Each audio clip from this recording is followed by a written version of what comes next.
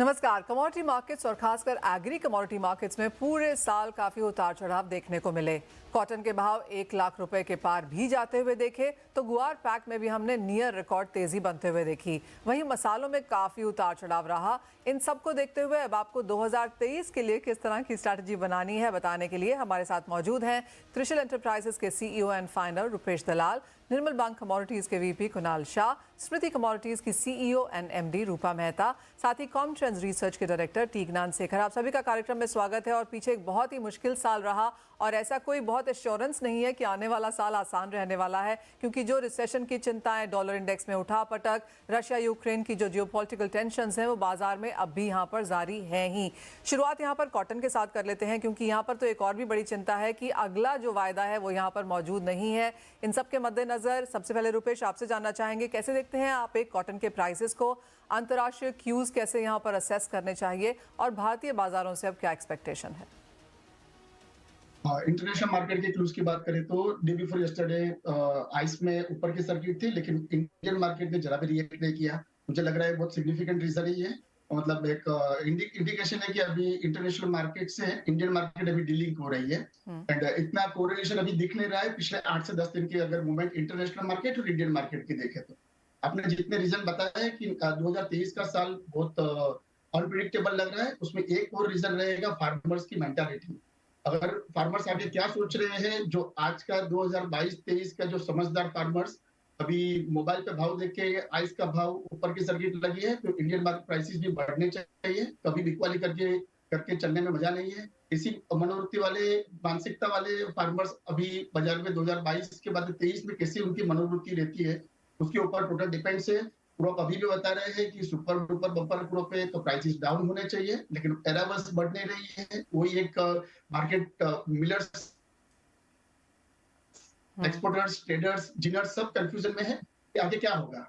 अब all depends upon farmers arrivals. अगर farmers की अराइवल्स बढ़ती है तो मुझे ऐसा लग रहा है कि भाव बढ़ने नहीं चाहिए, लेकिन इंटरनेशनल मार्केट में भी क्रॉप पोजीशन इतनी अच्छी नहीं है तो आगे जाके इंटरनेशनल मार्केट बढ़ता है तो डोमेस्टिक मार्केट क्या रिएक्ट करता है without domestic and export demand के गहराजी में। तो ओवरऑल वेरी कंफ्यूजिंग, लेकिन ओवरऑल मुझे लग रहा है 70,000 पर कैंडी का भाव ऊपर में टॉप बना के नीचे में एक बार 55,000 तक जाना चाहिए। ऑल राइट, तो ऑफ कोर्स अनसर्टिनिटी काफी ज्यादा है, लेकिन 55 और 75,000 के बीच में यहाँ पर कॉटन पर कैंडी के भाव लगातार बने रह सकते हैं। कुणाल, आप कैसे देखते हैं कॉटन के प्राइसेस और जिस तरह की रिप्रेजेंटेशंस हमने यहाँ पर होते हुए देखी हैं सेबी को कि कॉटन के आगे के कॉन्ट्रैक्ट्स भी यहाँ पर शुरू किए जाएं, आप बाजार में फिलहाल किस तरह का फीडबैक है?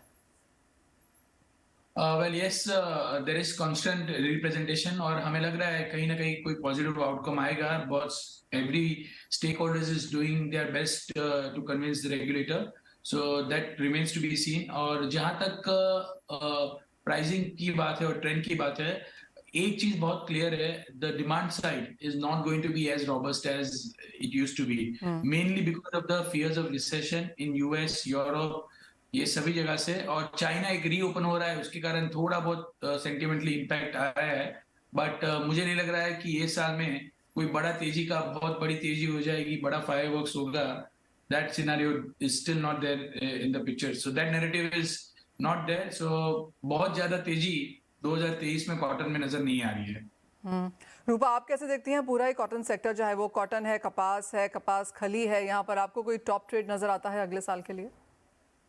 देखिए, अभी के लिए जो मार्केट जिस तरीके से रिएक्ट कर रहा है और जैसा कि अभी डिस्कशन हो रहा था, और जहां तक फिजिकल अगर मंडीज की हम बात करें, डेफिनेटली फार्मर्स जो है अभी उन्होंने अपने अराइवल्स को रोक रखा है, क्योंकि दे आर एक्सपेक्टिंग कि प्राइसेस जो है अगेन 10,000 तक मार्केट में जा सकते हैं, जो कि अभी उन्हें 8,000 से 8,500 के आसपास के भाव मिल रहे हैं। तो ऐसे में अराइवल्स अभी मार्केट में कम आ रही है, और जिस तरीके से एक्सपेक्टेड है कि एक बार चाइना से भी डिमांड जो है वो पिकअप हो सकती है, और दूसरी फंडामेंटल की विंटर सीजन में भी डिमांड जो है वो कॉटन की बढ़ सकती है।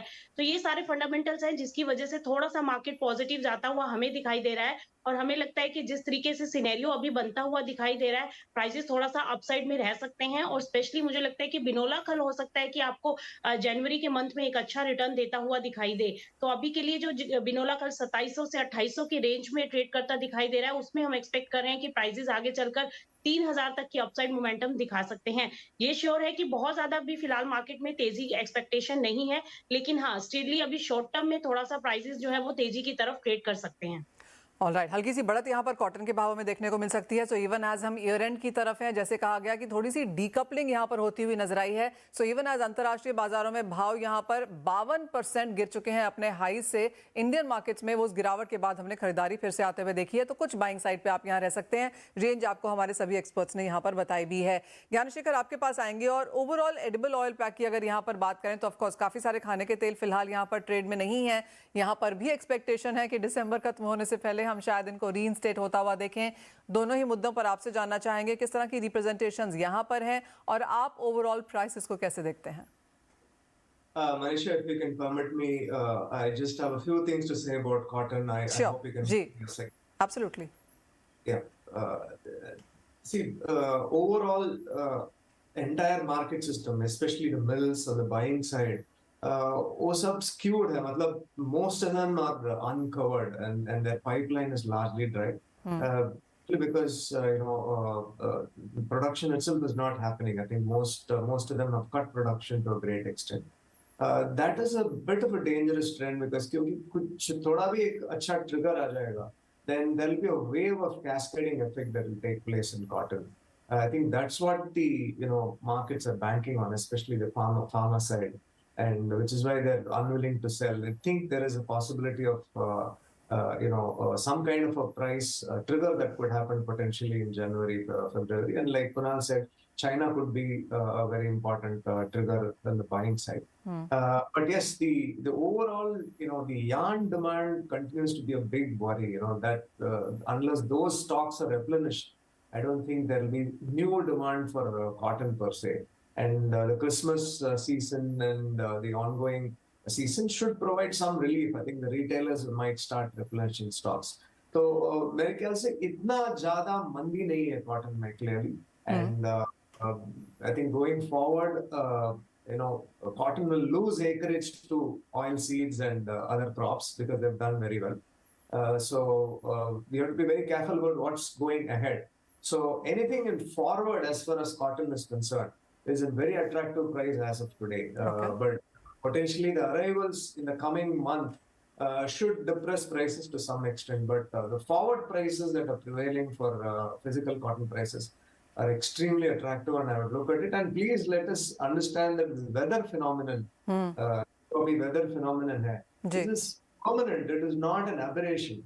Abhi jo, the way we have created this issue of weather problems, you're going to see a return of these weather problems coming year after year now. It is not an aberration anymore. जी हाँ, of course जो मौसम की चिंताएं हैं उन्होंने सभी फसलों को यहाँ पर थोड़ा सा टॉपसी टर्वी करके रखा हुआ है। तो ओके, यानी कि बहुत ज़्यादा मंदी की एक्सपेक्टेशन भारतीय बाजारों में फिलहाल कॉटन में निकल के नहीं आएगी। लेकिन ज्ञानशेखर, खाने के तेलों में भी कोई टॉप ट्रेंड जो आप यहाँ पर बनता हुआ देखते हैं आने वाले साल के लिए? See, to me, palm is looking quite good. Soya and the other oils, there is definitely enough supplies. And the recent international reports and the domestic arrivals are also quite good. And the arrivals which will be starting are also expected to be good. But let's not forget that in the January, February, March time is when there is a lean production season in Malaysia, or floods ka bhi bahut chances hai. And the Chinese New Year demand, even though China is just opening up, उसका भी chances अच्छा है। तो मेरे ख्याल से palm एक बहुत अच्छा कमोडिटी लग रहा है और टॉप पिक लग रहा है मेरे लिए, especially in oil complex. And I would certainly continue to be very bullish in palm and buy it on any dips from here.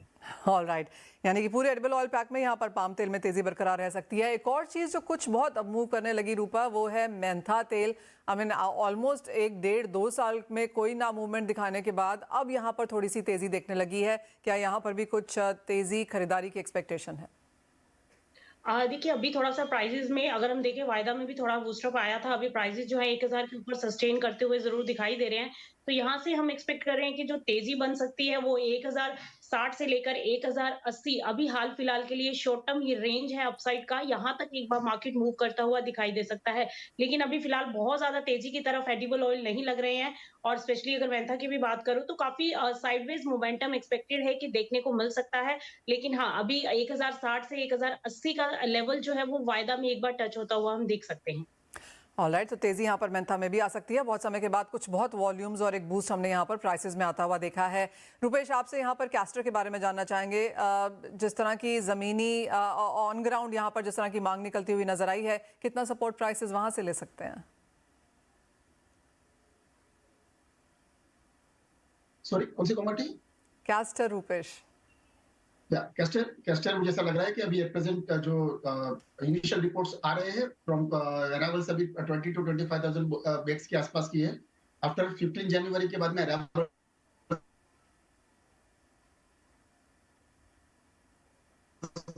Alright, Rupesh के यहाँ पर थोड़ा सा ग्लिच नज़र आता है यहाँ पर टेक्नोलॉजिकल के हिसाब से, तो उनके पास वापस जाएंगे। लेकिन जैसे वो कह रहे थे कि कैस्टर में भी यहाँ पर आवक बाजार में आनी शुरू होगी तो कुछ बहुत प्रेशर बनने को मिल सकता है। रुपेश, क्या लेवल्स देखेंगे फिर आप? मुझे लग रहा है 7,000 से लेके 6,500 के लेवल मार्च महीने तक दिखने चाहिए। उसके बाद में अराइवल्स बढ़ने के बाद में 6,000 लेवल तक भी जाना चाहिए। I am overall bearish in castor.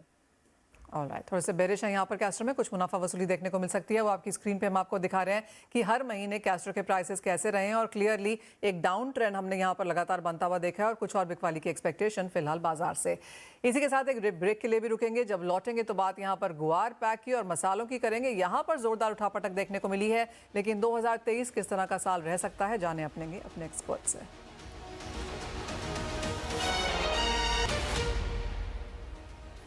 आपका स्वागत है। बात अब यहाँ पर गुआर की करेंगे, जहाँ पर इतनी ज्यादा उठापटक इस साल में देखने को मिली है और सबसे बड़ा डिबेट तो यहाँ पर फसल को लेकर ही रहा, जहाँ पर शुरुआत में कहा गया कि फसल अच्छी खासी है, लेकिन जिस तरह से आवक यहाँ पर कमजोर पड़ती गई, अब एक बड़ा सवाल यहाँ पर है कि किस तरह की फसल रह सकती है। सबसे पहले तो रुपेश, आपसे यही जानना चाहेंगे कि किस तरह की फसल नजर आती है, क्योंकि अगर बाजार की माने तो 50 लाख से 1 करोड़ बोरी के बीच में यहाँ पर काफी फाइट है।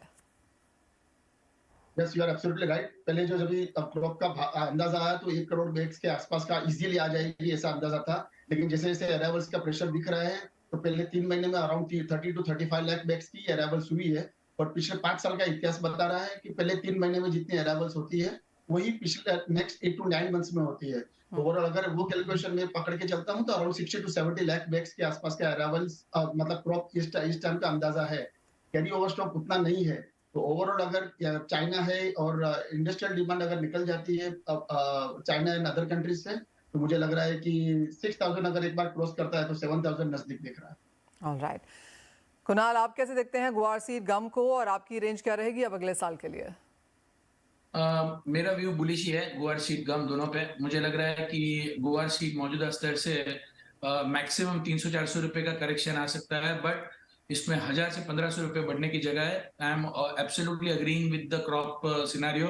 क्रॉप इस साल कम है, जो इनिशियली एक्सपेक्टेशन थे वो ज्यादा की थी, but eventually it is turn out to be lower. So गुआर में ध्यान तेजी का ही है। और जहां तक गम की बात है, गम भी मुझे लग रहा है अराउंड करंट लेवल से अगर आप देखेंगे तो गुआर गम में भी मुझे एक बार 14,000 के भाव टेस्ट करेगा, ऐसा मेरा व्यू बन रहा है। सो गुआर सीड अराउंड यहाँ से 1,000 रुपये ऊपर 7,200 और गम एक बार 14,000 के रेट दिखा सकता है। ऑलराइट, यानी कि अच्छी खासी तेजी 2023 में भी 2022 के मुकाबले देखने को मिलेगी। रूपा, 2022 में जिस तरह के स्तर हमने बनते हुए देखे वो 2021 से बेहतर थे, आपको भी लगता है 2023 एक और अच्छा बेहतर साल रह सकता है?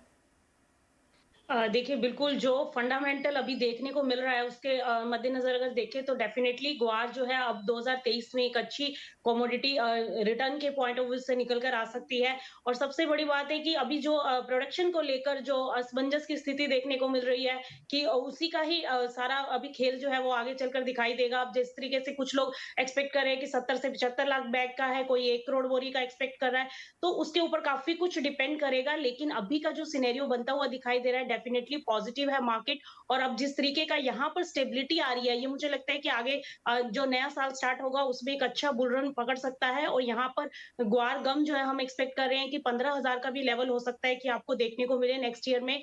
और जहां तक सीट की बात है वो भी 7,500 से 8,000 के स्तर हो सकता है कि देखने को मिले अगर अराइवल्स और ये प्रोडक्शन का आंकड़ा जो है 1 करोड़ बोरी से नीचे रहता है तो डेफिनेटली प्राइसेस के अंदर एक बूस्टअप आ सकता है। और अभी के लिए देख रहे हैं जिस तरीके से एक्सपोर्ट डिमांड के भी जो है कयास लगाए जा रहे हैं कि वो भी बढ़ सकते हैं, तो ये काफी पॉजिटिव रह सकता है आने वाला साल ग्वार के लिए। तो एक्सपेक्टेड है डेफिनेटली इसमें डिप पर बाइंग की पोजीशन बनाई जा सकती है और 1 साल का के अंदर बेहतरीन रिटर्न एक्सपेक्ट किए जा सकते हैं। ऑलराइट, ज्ञानशेखर आप कैसे देखते हैं गुआर पैक को, क्योंकि एक बार मौसम प्रॉक्सी, दूसरी बार क्रूड प्राइसेस को फॉलो करता है, फिर फूड मार्केट्स को भी ये देखता है।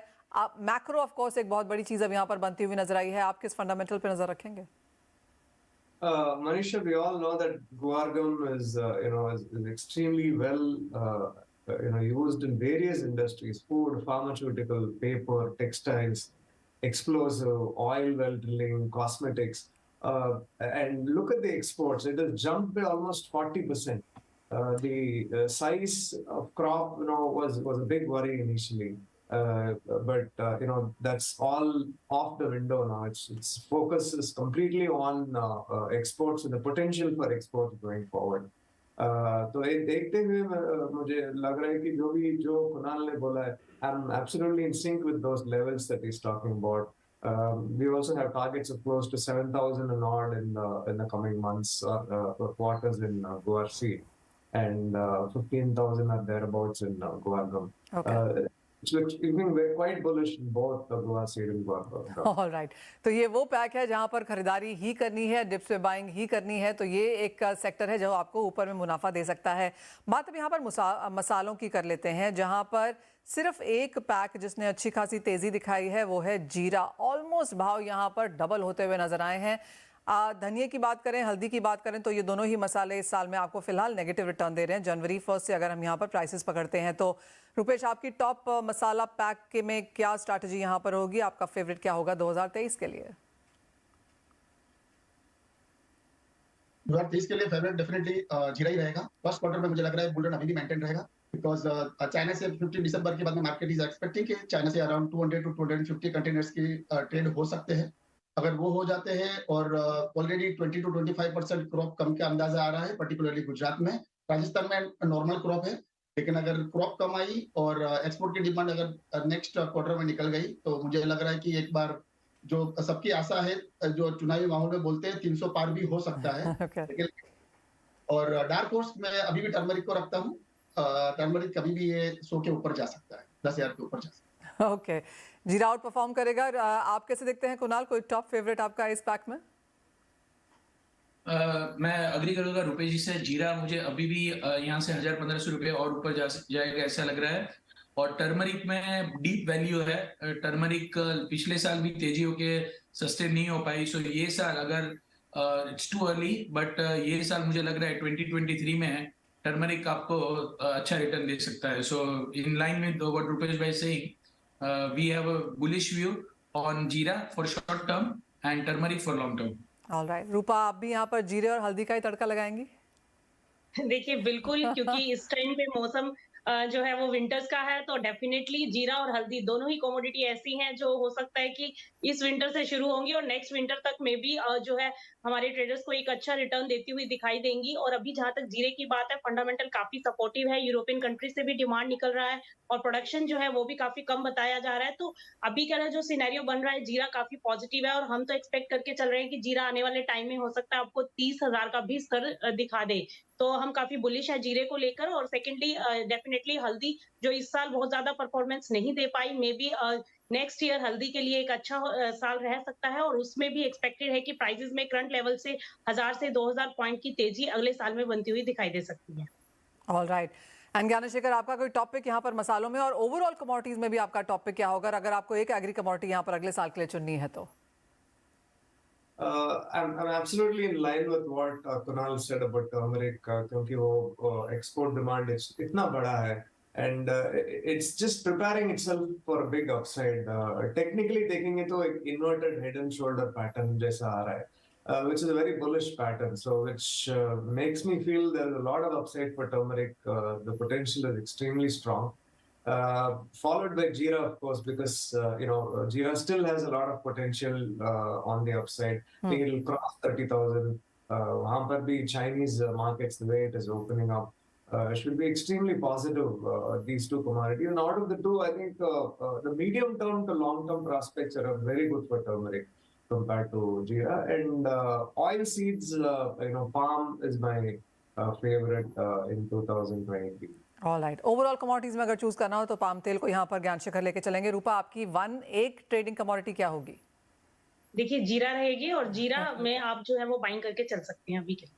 कुणाल, आपका कोई टॉप फेवरेट?